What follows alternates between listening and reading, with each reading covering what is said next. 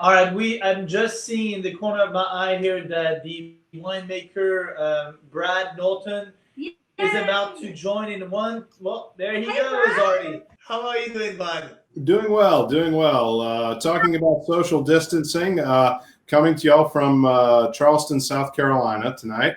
The dinner looks good. I haven't had dinner yet, and the asparagus with the Oscar Beach, that's looking pretty solid to me. Brad, it's so good with the Chardonnay. Like, people are commenting as well. It's just it's paired lovely. We were all chatting back here, and like the behind. The type of flavors that you've got in that first course, it should absolutely shine. Olives, eggs, and some of the unctuousness that goes on with that pairs off beautifully against this particular unoaked chard. Has a lime zest characteristic and a green apple or crisp apple that'll just absolutely foil with that beautifully. The acidity is just absolutely pristine between the acid of the Sauce Beige and your Chardonnay, sir. Yeah. Oh, glad to hear it. Glad to hear it. Way. Sorry, I'm not having it with you. So, I wish you were here. I know. I do too. Scott, he helps manage here at Tusk Trotter.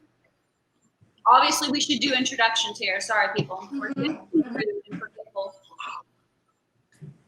So, Scott, tell us about what you think.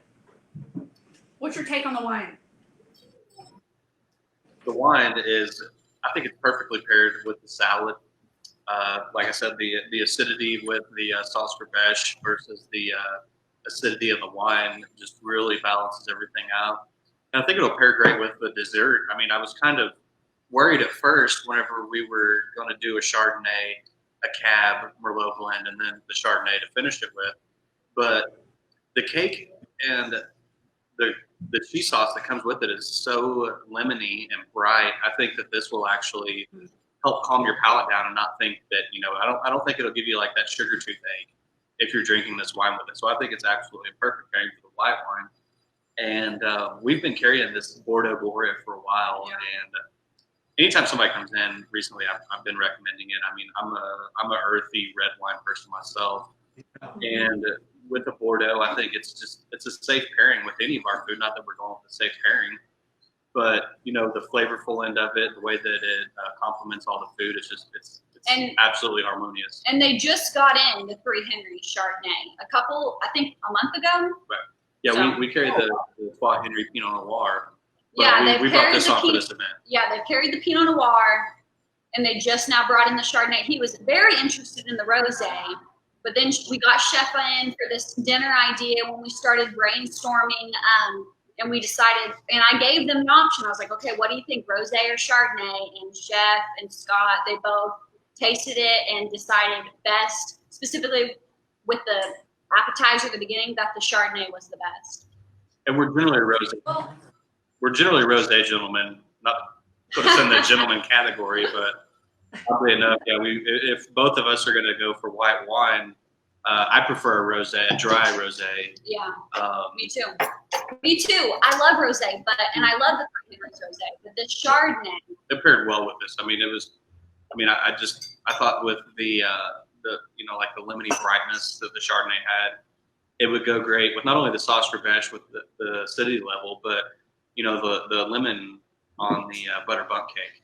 And yeah, Scott, I thought looking at the menu, I thought the dessert pairing would be really nice. The acid as a foil against the lemon, and anytime you have acid, and then you also have some fats from cream and things like that, and you've got butter certainly in the cake, that's going to all play together pretty nicely.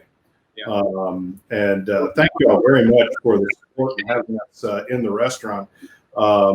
And at some point, when we're all able to be there together again, I will be delighted to make Tusk Trotter one of my Bentonville stops.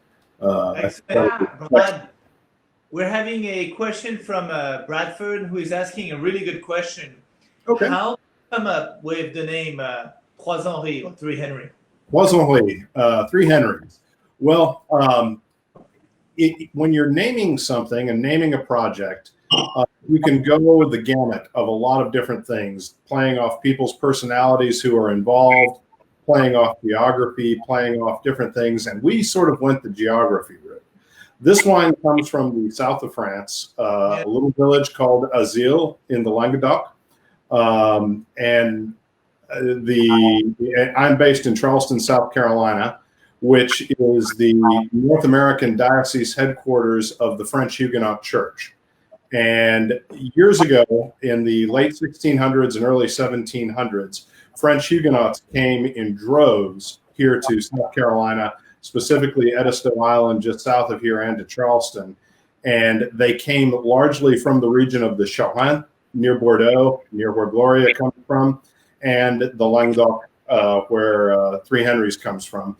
And in fact, there's even a French Protestant church on the vineyard property near Azil where we met Three Henries.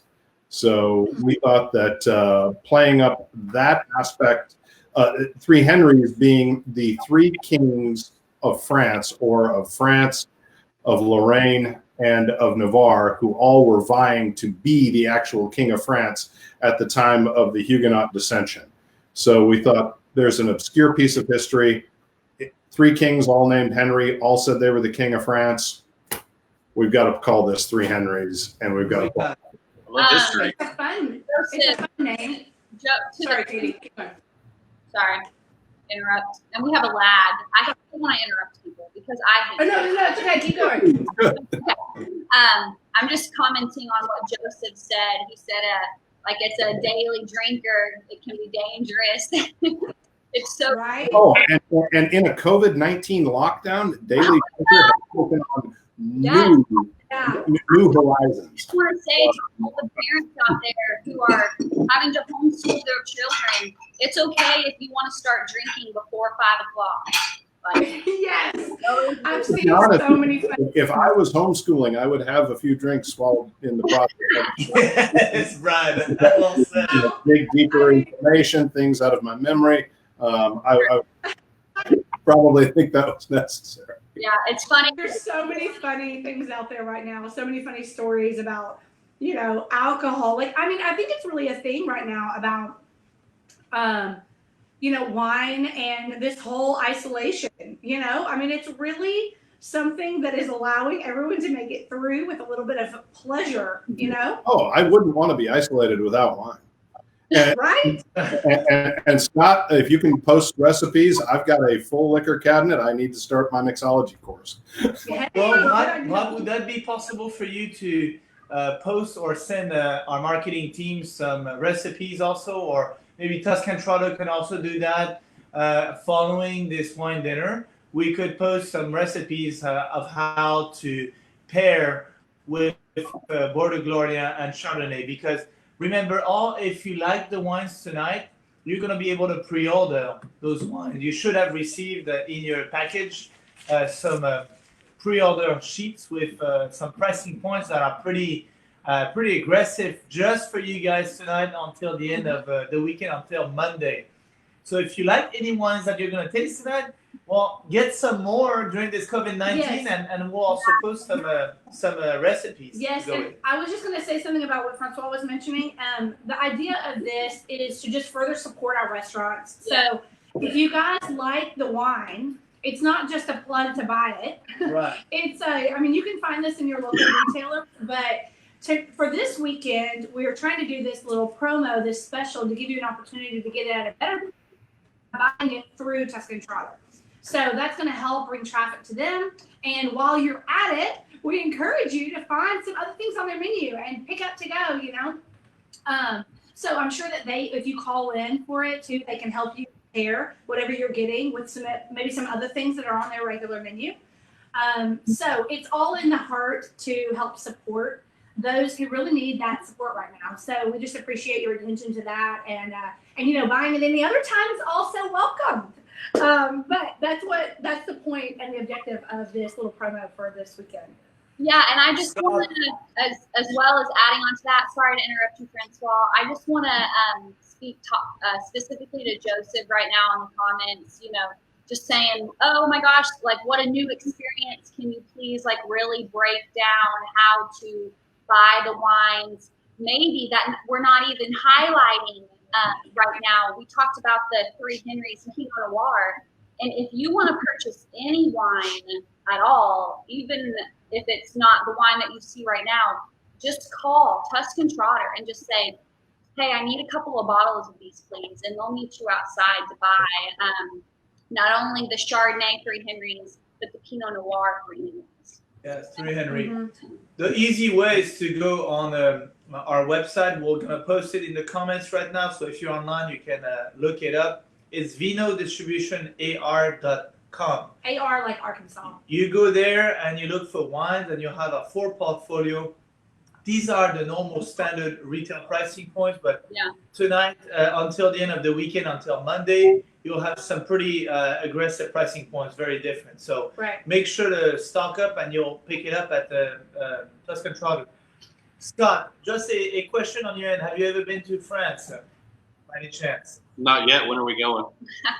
Amen. Yeah, we gotta go. I mean, the south of France, where this wine comes from. I've got to suggest a place where we can meet for drinks. Wait, what did you say, Brad? Yeah, I've got to suggest a place where we can meet for drinks. Carolina to France. Yeah. This is a wine that is produced. The winery, the French winery, is in south of France, just next to the city Carcassonne. So it's CARCOSSONNE. And that city, if you have a chance to Google it and actually visit it, you'll be blown away. It's it's probably the largest medieval city in the whole Europe, pretty much intact. It's gigantic, and you get a chance to get into it. You can walk on the walls of the fortification, visit the dungeon. It's absolutely a beautiful place, south of France. And it's about 15 miles away from us at the vineyard, and Disney could never have imagined anything this grand and real. And you can walk through it, and it's unbelievable. Please. Well said, Brad. Well said. And I just wanted to touch on like what Brad, the intro that you made about the name of Trois Henrys or Three Henrys. And another thing, I just have to tell you guys, like, we're French speakers here at home because of course my husband, and like in naming our children, I'm like equating it with that. Like you've got to, I see that up there, y'all. That plate, you're making us our mouths water. But like even in naming our kids, like you've got to find things, like it's tough to find something that has as much significance in English and in French. And you guys just totally hit it out of the park with this one, and how just memorable and easy it is to say even. The Trois Henrys is like say it in French and Three Henrys in English. So we always kind of go back and forth on how we refer to it. That's what we're talking about when we say that. But I love your presentation of it and how deeply rooted in history it is. And I think that, some people drink wine just without thinking too much about it. And that's fine. That's absolutely fine. Sometimes it's just a beverage to enjoy, and that's that. And there's no right or wrong way to do it. But personally, the more that I've gotten involved in it, I love to get the stories behind it, the people behind it, the dirt behind it, the generations. And so the fact that y'all, that's so well represented, I think, in how you guys even planned what to call it and what to name it, I think is so representative of, especially in France, of how deeply rooted history is in everything that is wine related. Whether or not you engage into that part of it or not, it's definitely present and very interesting factor for those who are interested. All right, so I know we gotta go to food. Let's move on to the food here on the second dish. Scott, do you want to introduce it? And Brad, thank you so much for joining us tonight. If you have more comments, I'm delighted to be here. Yes. Thank you so much. Brad, do you have anything else you want to add? No, like I said, I wish I was there. It's an honor to be with y'all. And, this is a difficult and strange time. We all know that. But we've got to continue to support independent restaurants and local businesses. And I just encourage everybody to do as much as you can in that regard. Think of your restaurant as another place where you can still get wine, and call them and tell them what you're looking for. Yeah, and support your boutique wines. Yeah, support your not mass-produced wines, definitely. We're all going to weather this unusual storm together, and we'll all come out stronger for it on the other side.